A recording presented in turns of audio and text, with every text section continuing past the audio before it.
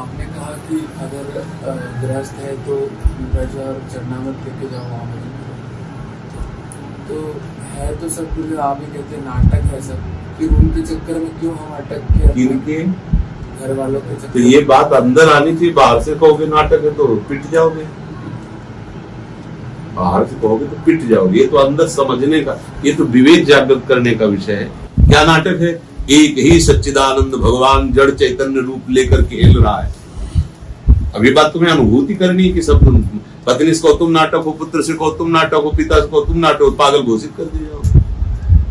बात समझना है, हमको अंदर से देखना है कि ये जो अच्छा बुरा जड़ चैतन्य ये सब दिखाई दे, ये नहीं है, एकमात्र भगवान है, एकमात्र प्रभु है। अब ये अनुभव करना है कि सबको बताना। ऐसा सबसे कहने लगो तुम भगवान हो, तुम भगवान, तो पागल माने जाओ।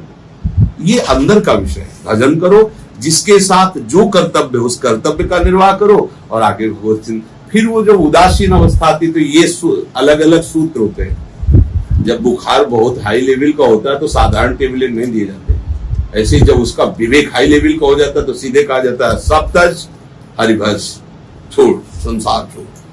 अब वो अंदर से वो प्रबल वेग वैराग्य का बढ़ा। अब वहां ये काम नहीं चलेगा कि कर्तव्य पालन करो और सर्वधर्मान परित्यज्य माम एकम शरणम व्रज। भगवान ही तो बोल रहे, नहीं तो भगवान ही तो कह रहे अपने अपने धर्म का पालन करो। एक ये साधारण उपदेश और या साधारण उपदेश, सर्वधर्मान परित्यज्य माम एकम शरणम। और स्थिति होती है तो आपको देखना है अंदर कि आपकी स्थिति क्या है।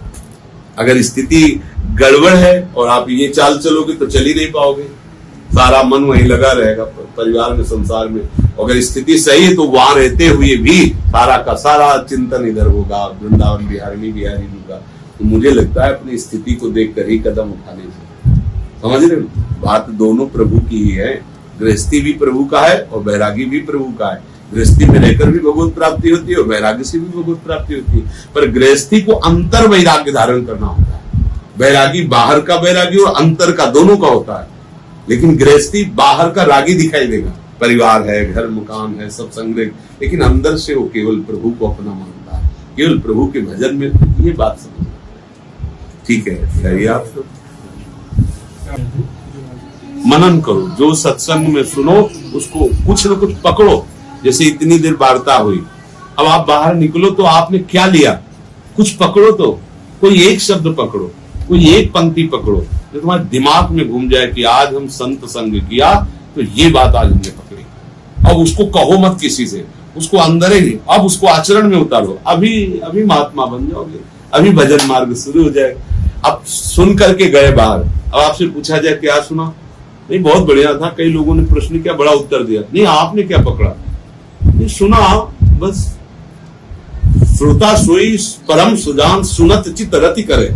एक एक शब्द हमें पकड़ में आ जानी चाहिए। अच्छा इसका उत्तर ये, इसका उत्तर ये, इसका उत्तर, सारांश में पूरे अभी ये जितना अपनी चर्चा हुई 30-35 मिनट, पूरे में 5 शब्द पकड़ लो, ये। अब उन पर विचार करो, उनको देखो अपने जीवन में कितना है। अभी आगे बढ़ना शुरू। अब क्या होता है, हम लोग घंटों सत्संग सुनते हैं, पकड़ते एक शब्द नहीं। कुछ लोगों का स्वभाव होता है, काम कर रहे हैं, सत्संग सुन रहे हैं, अच्छा है, पर वो केवल सुन ही रहे, पकड़ नहीं रहे, तो कोई खास बात नहीं, कोई खास बात नहीं। उसको पकड़ो, उस पर चलो। हलवा बनाने की पूरी प्रक्रिया आप याद कर लो, दूसरों को सुना दो। क्या आप हलवा का स्वाद चख लोगे? क्या आप हलवा पाने पर जो स्वस्थता आती वो आ जाएगी? क्या पेट भरेगा? क्या तीनों बातें नहीं। ऐसे ही आप प्रवचन सुन लो, प्रवचन सीख लो, प्रवचन सुना लो, क्या आपको भगवदानंद की अनुभूति होगी? नहीं। वेद कहता है नायमात्मा प्रवचनेन लभ्या। चाहे जितना बड़ा प्रवचन कर लो, ऐसा थोड़ी कि तुम आत्मानंद को प्राप्त हो जाओगे। आत्मानंद को प्राप्त हो फिर उसकी चर्चा करो तो बात अलग।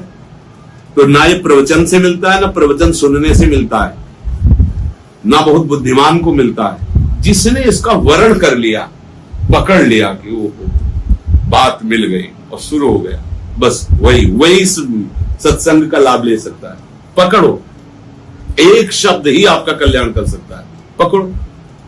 पूरे सत्संग में क्या पकड़ा, बस ये आप देखो आपने क्या पकड़ा। प्रश्नों की तो कभी अंतिम स्थिति आ ही नहीं सकती जब तक आध्यात्मिक की अंतिम स्थिति नहीं आएगी। प्रश्न तो बने ही रहेंगे। पर कुछ तो पकड़ो, कहीं जाया जाता है, कुछ लिया जाता है। आज के सत्संग में आपने क्या लिया? आप पकड़ो, अपने दिमाग में बैठा लो और उसको आचरण में उतारो, देखो प्रकाश होने लगेगा। पर ऐसा होना कठिन होता है। सब प्रश्न तो बहुत करते हैं, उत्तर भी होते हैं, पर पकड़ कहीं नहीं होती, फिर जैसे कि तैसे रह जाते हैं। ठीक।